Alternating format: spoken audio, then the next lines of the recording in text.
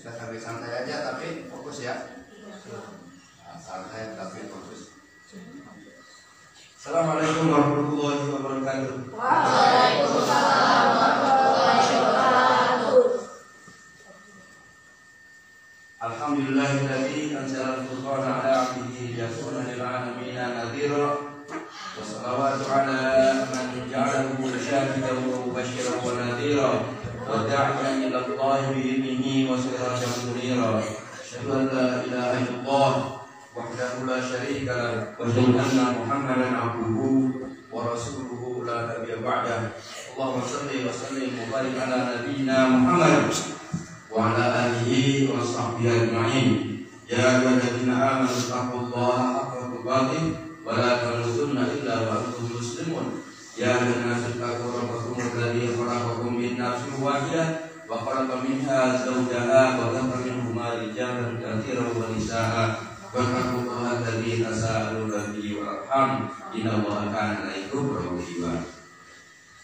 Waqala Rasulullah sallallahu alaihi wasallam, jadi dalam hadis Arba'in nomor 18, ittaqillaha haitsuma kunta wa atbi' sayyi'ata hasanatan taqwa wa qulil nas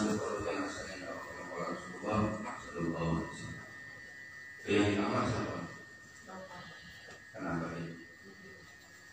Nah, kalau Pak Armi, tentara kita ini,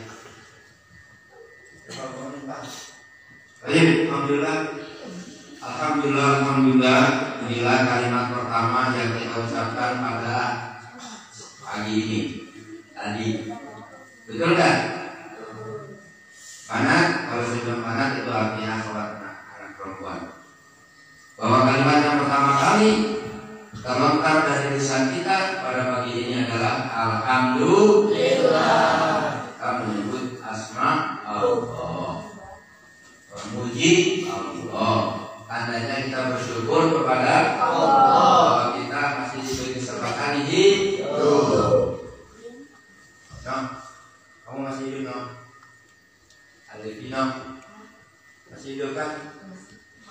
Baik, sekarang kita uji konsentrasi lagi. Ya, siap ya? Uji konsentrasi. Tadi imam kita, ya, Kak Fahri atau lebih gampang lagi kalau misalnya nggak ketemu surat apa ya? Kak Fahri tadi menyebut nama Nur itu berapa kali? 3, 9. Mubarakun zaitunatin la syarqiyatu wala ghalbiyah yakadu zaituha yudiul walau lam tamsashu nar. Nah, nurunnya ini tadi. Nurun ala nur. Nurun ala nur. Nurun ala nur. 8. Satu lagi beliau menyebutkan apa? Yahdillahu linurihi mayyasha wa yadhibullahu al-amthal linnas wallahu bikulli syai'in alim. Surat An-Nur ayat 35. Masyaallah. Jadi berbahagialah yang di namanya di akte kelahiran, di rapot, di KTP yang ada namanya Nur. Hari ini disebut-sebut sampai 9 kali. Ada yang namanya Nurjana, ada yang namanya Pak Nur. Terus rokaat kedua setelah rokaat kedua ada apa? Kalian semua udah mantap ini ya. Nah, satu ayat saja kalau kita amati ini penjelasannya luar biasa. Apa yang Allah firmankan ini ilmiah. Ya, saya baca saja terjemahnya dari kitab tafsir Ibnu Katsir. Ya, jadi kita ngajinya udah ada tingkat tinggi ini. Ya, ngaji kitab tafsir Ibnu Katsir. Ya, semoga para hadirin, para pemirsa juga punya kitab tafsir Ibnu Katsir ya. Insyaallah. Nah, begini yang disebut dengan ilmiah ada hubungannya dengan sains. Bahwa Allah memberi cahaya kepada langit dan bumi. Yang mengatakan itu siapa? Allah. Pintar, ngaji gini seneng nih. Ya. Woi, ini belakang. Umpai, kamu jadi saksi itu benar mulai meremeli gitu. Enggak, Pak. Sampingnya. Ya. Jadi siapa memberi cahaya langit dan bumi? Allah. Ini kita bicara tauhid ini. Ya. Kita bicara tentang tauhid. Yang memberi cahaya langit dan bumi bukan matahari. Yang memberi cahaya langit dan bumi bukan bintang gemintang. Yang memberi cahaya pada langit dan bumi bukan bulan. Siapa? Allah lah yang menciptakan matahari, yang menciptakan bintang gemintang, yang menciptakan bulan. Allah sebagai Al-Khaliq. Apa? Apa arti Al-Khaliq? Maha Pencipta. Yang menciptakan manusia siapa? Allah. Ya, baik. Kemudian apa? Perumpamaan cahaya Allah adalah seperti sebuah lubang yang tak tembus, yang di dalamnya ada berita besar. Wah, ini perlu penjelasan ini. Penjelasannya nggak cukup 2 hari. Mau tambah 2 hari lagi, pulangnya hari Jumat. Ada yang mau, ada yang mau, alhamdulillah. Enggak nama aja biaya buat makannya.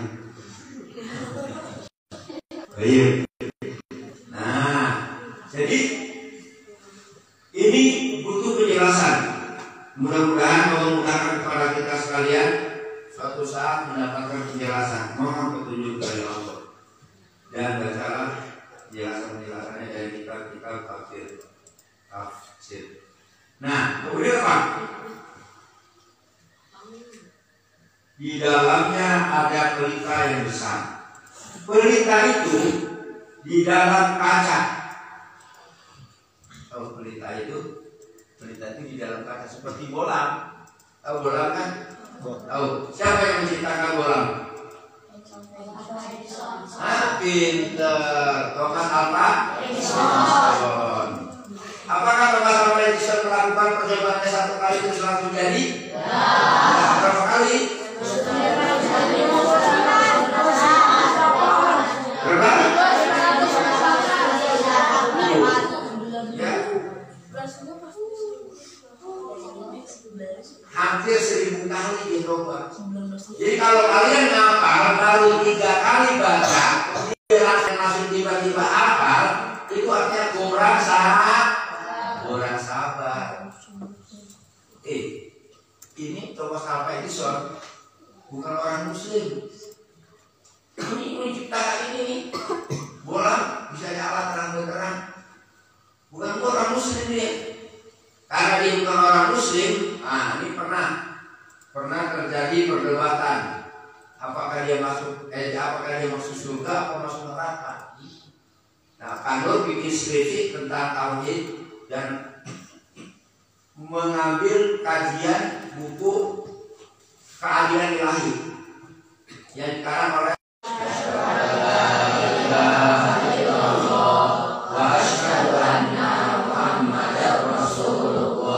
artinya aku bersaksi bahwa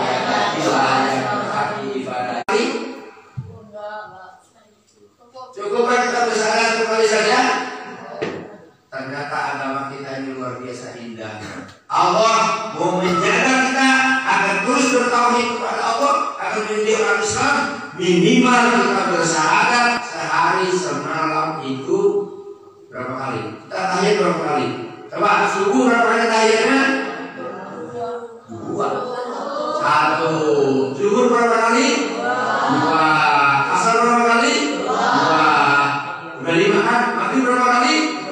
2. Berapa tuh? 7. Isya berapa kali? 2. 9 kali minimal. Kalau orang ikut sholatnya, sholat wajib saja, dia 9 kali mengulang syahadatnya. Jadi syahadat ini tauhid kita, pernyataan kita, persaksian kita kepada Allah wajib diulang minimal 9 kali supaya bakal mantap.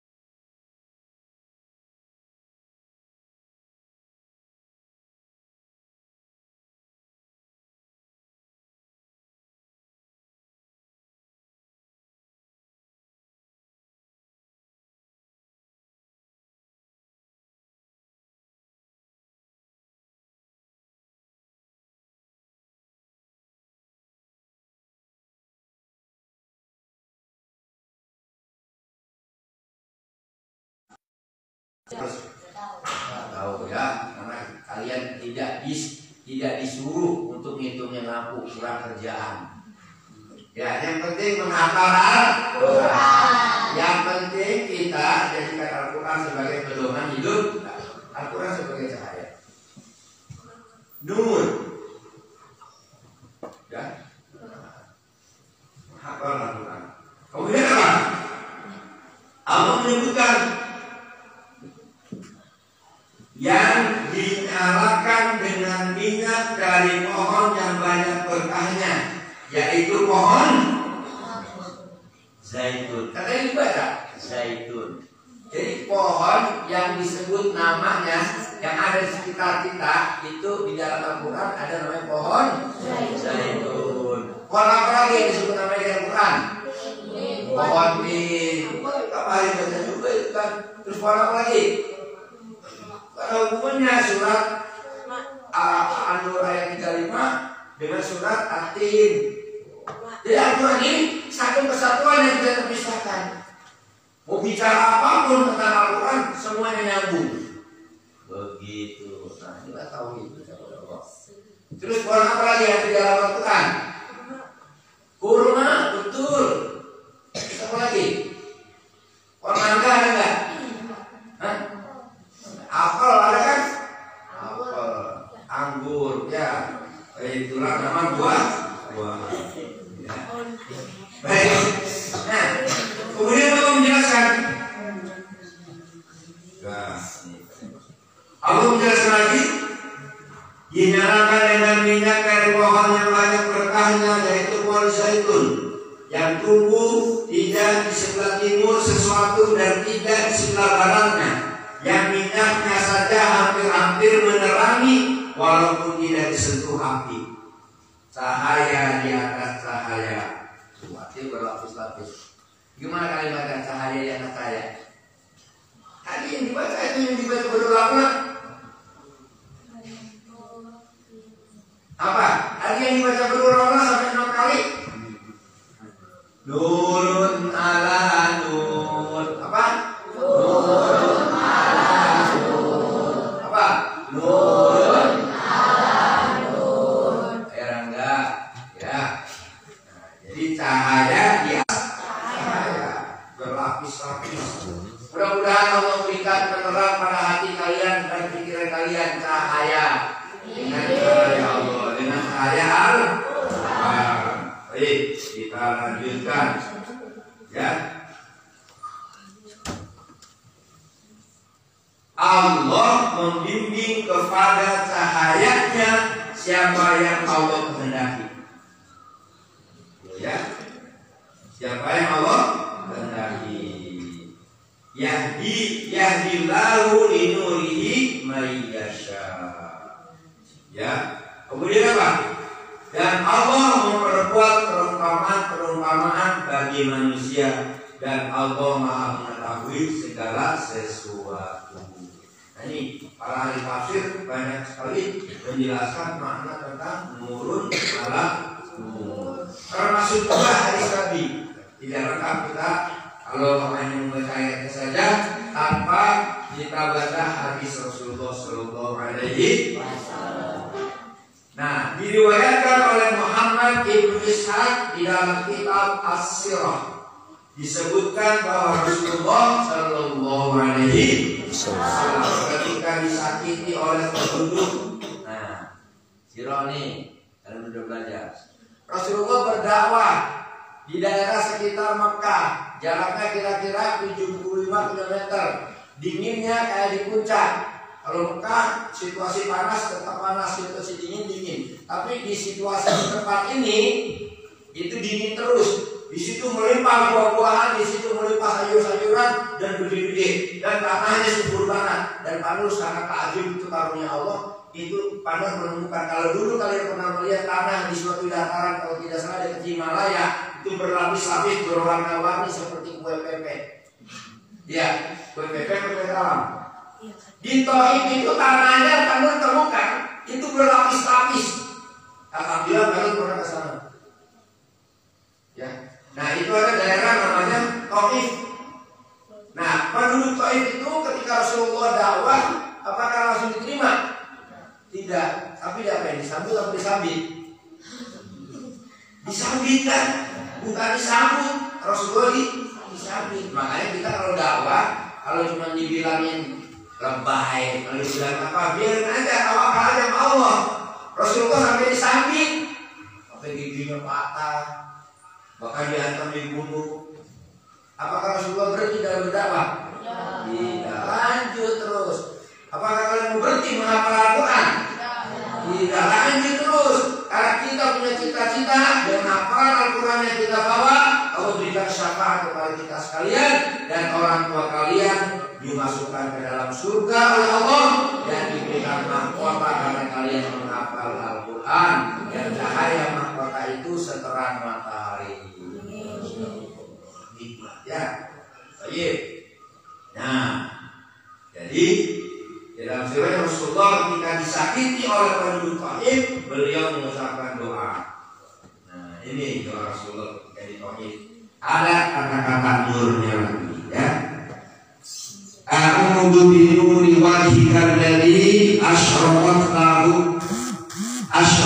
lahu dhulumat wa salluha alaihi amrud dunya wal akhirah an yahilla biya qutub au yanzila bi safatu lakal qutba hatta tardo wala haula wala quwwata illa bika. Aku berlindung kepada cahaya zatmu. Zat siapa maksudnya? Allah, yang menyinari semua kegelapan dan membuat baik urusan dunia dan akhirat. Janganlah engkau timpakan kepadaku murkamu, hanya kepada engkaulah kami mengharap hingga engkau ridho, dan tiada daya dan upaya serta tiada kekuatan kecuali dengan pertolongan Allah. Coba fokus lagi ya, perhatikan. Nah, kali-kali ayat tafsir nih, kita lagi di tingkat tinggi ya. Anggap aja kalian mahasiswa S2 di perguruan tinggi Islam.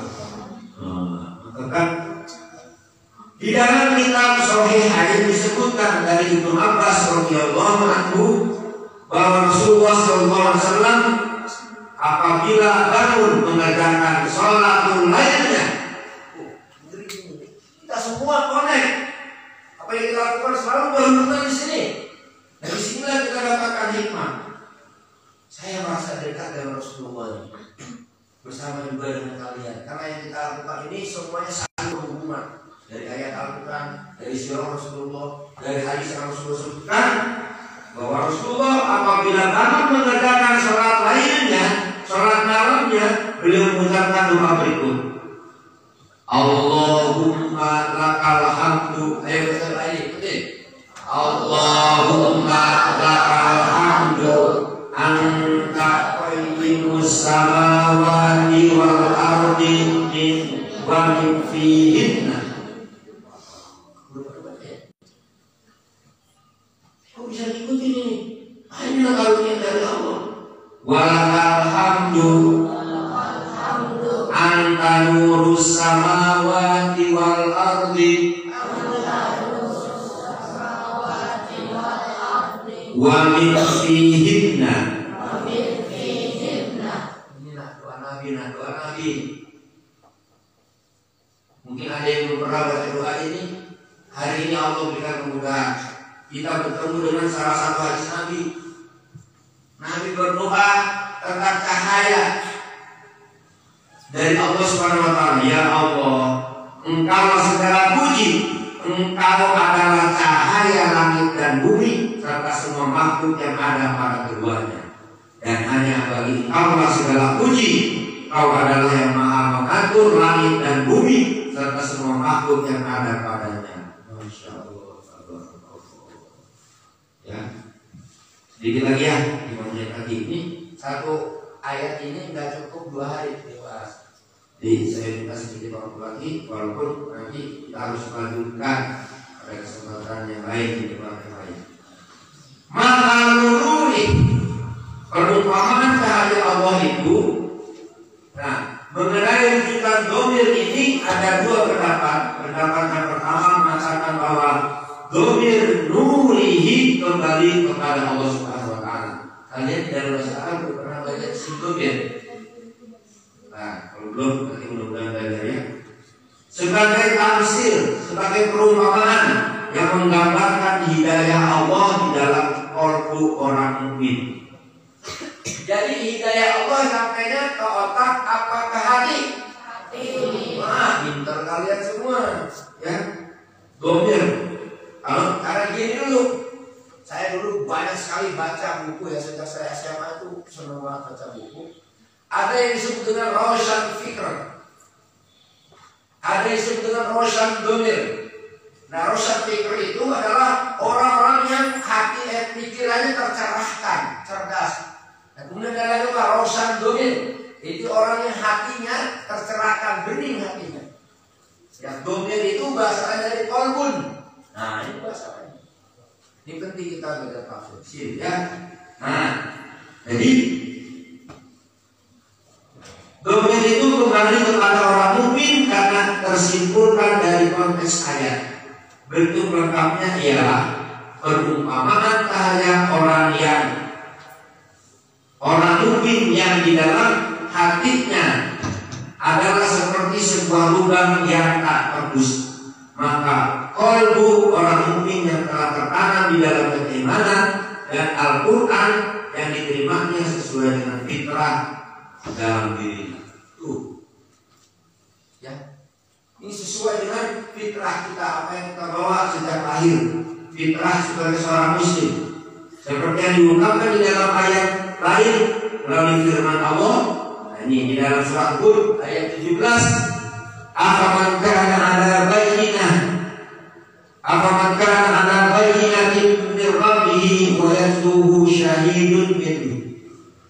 Apakah orang-orang kafir itu sama dengan orang-orang yang ada mempunyai buktinya Al-Quran dan Tuhannya dan diikuti pula oleh seorang saksi yaitu Nabi Muhammad SAW dari Allah, diserupakan dalam hal kejernihannya dengan lentera yang terbuat dari kaca yang tembus badan lagi berkilauan, sedangkan hidayah yang diterimanya dari Al-Quran dan syariat agama diserupakan dengan minyaknya yang baik, jernih, bercahaya dan sesuai tiada kekeruhan padanya dan tiada pula ketimpangan.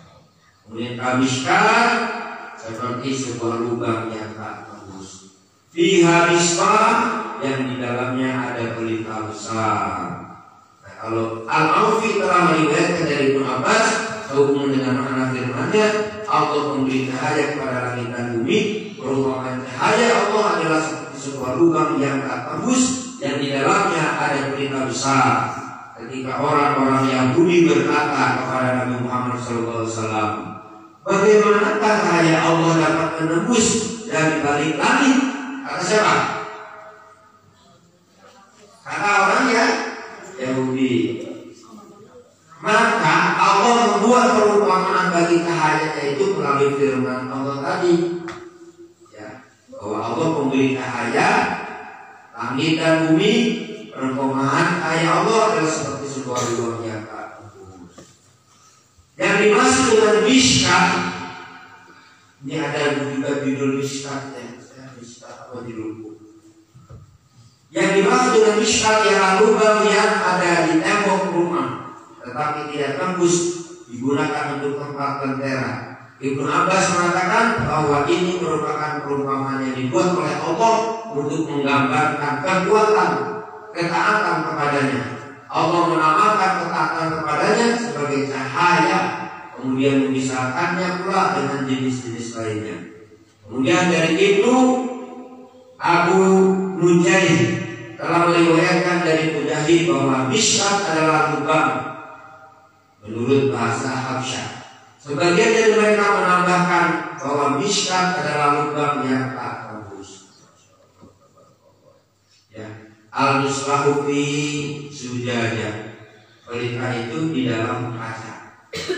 yakni cahaya itu terpancarkan dari balik kaca yang jernih.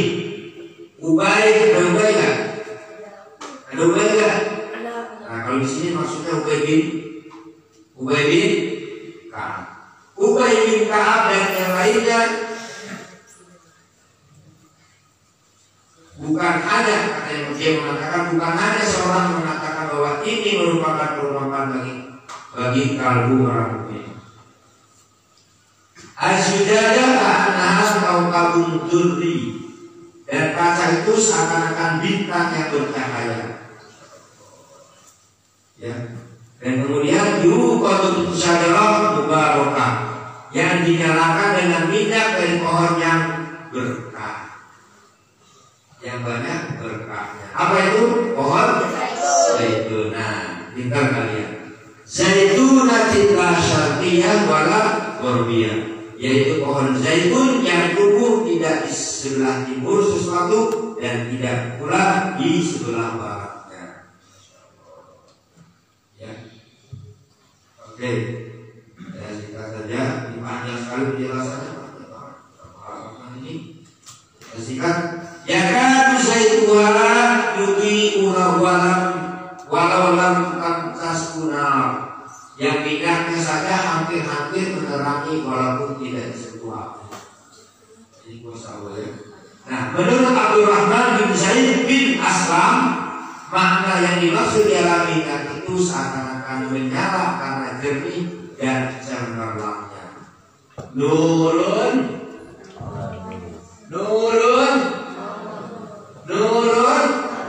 ala nur, cahaya di atas berlapis-lapis ya. Nah, kemudian Al-Aufi telah meriwayatkan dari Ibnu Abbas bahwa makna yang dimaksud ialah menggambarkan tentang iman seorang hamba dan amalnya. Jadi menggambarkan iman seorang hamba dan amalnya. Jadi orang beriman harus dinyatakan keimanannya dengan amal soleh. Amal soleh bukan cuma mengaku beriman doang, tanpa amal soleh. Kita beriman buktikan dengan amal soleh. Ya, saya tidak berani memutuskan ayat ini, jadi harus saya selesaikan walaupun saya ringkas tafsirnya. Yahdillahu linurihi man yasha. Allah membimbing kepada cahayanya siapa yang Allah kehendaki. Ingat. Jadi Allah membimbing kepada cahayanya siapa yang Allah dipilih. Mudah-mudahan kita semua orang-orang yang dipilih oleh Allah mendapatkan cahaya Allah, cahaya yang berlapis. Masya Allah. Oh, ini banyak sekali penjelasannya, dan saya kira cukup sampai di sini penjelasan tentang Al-Quran surat An-Nur ayat Nurun ala nur. Mudah-mudahan Allah berikan cahaya kepada kita. Dan kalian sudah baca doa berzikir pagi. Allahumma afini fi badani, Allahumma afini fi sam'i, Allahumma afini fi basari. La ilaha illa anta. Itu satu baik itu kan. Keren. Ini orang beriman yang indah banget ya. Hadis Rasulullah menyebutkan orang beriman itu indah. Kalau dia bicara, kata-kata yang keluar dari mulutnya indah, enak didengar. Gak bikin kuping panas, gak bikin hati jengkel, ya enggak? Ada nggak orang yang kalau ngomong bikin gak enak didengar, ada nggak? Ada ya? Ngomongnya enak didengar, gak nyaman didengar. Ya, makanya kita minta Allahumma afini fi basari. Badani apa? Kita minta ya Allah selamatkanlah badanku. Mudah-mudahan kalian semua sehat walafiat ya. Kemudian Allahumma afini fi sam'i, ya Allah selamatkanlah pendengaranku, supaya kita ini mendengar sesuatu yang menjadi jalan hidayah dari Allah. Kemudian yang ketiga, Allahumma afini fi basari, ya Allah selamatkanlah penglihatanku, supaya mata kita ini melihat sesuatu yang bisa mendatangkan keimanan kepada Allah, bisa mendatangkan hidayah dari Allah. Makanya bacalah Al-Quran. Sering membaca Al-Quran. Sering juga membaca ayat-ayat kaumnya. Tuh di belakang kalian ada gunung menjadi saksi. Gunung menjadi saksi. Gunung gak bisa. Gunung itu berzikir. Ya, ya adalah yang berhati ibadahnya dengan benar. Jadi orang beriman itu harus wangi ya. Walaupun baru bangun tidur, kita harus wangi. Wangi apa ya Pak? Wangi imannya, wangi akhlaknya, dia beradab. Dan di sini kalian nggak boleh makan nggak habis, wajib habis. Ada minum, nggak boleh minum bersisa, nggak boleh. Ada hukum kesehatan. Dan jangan minum makan sambil berdiri kalau di berjalan. Selalu diingatkan. Kalau ada temanmu yang minum berdiri berjalan, makan berdiri berjalan, kamu tegur dakwah. Dan janganlah membuang sampah sembarangan, karena tempat sampah di sini tersedia. Ini saja yang dapat saya sampaikan. Mudah-mudahan ada manfaat untuk kita. Kalau ada yang salah, saya mohon maaf yang sebesar-besarnya. Karena mohon ampun kepada Allah Subhanahu wa Ta'ala. Ada nama wa yakum ajmain. Assalamualaikum warahmatullahi wabarakatuh.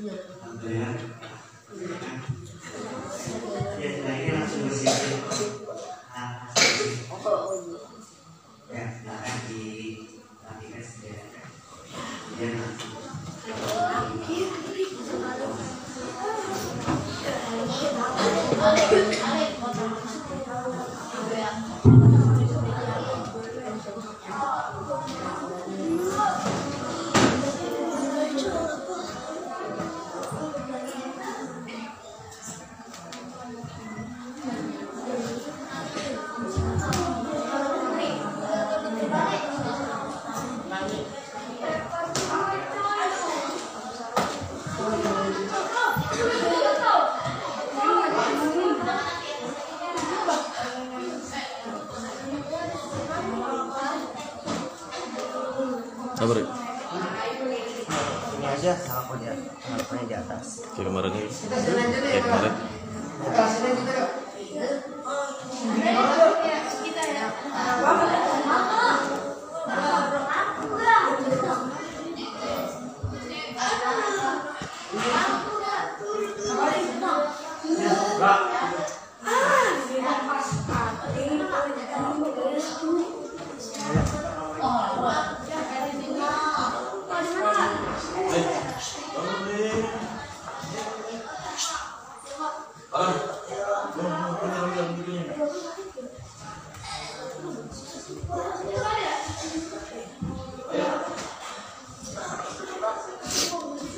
Alhamdulillah kuliah subuh sudah dilaksanakan.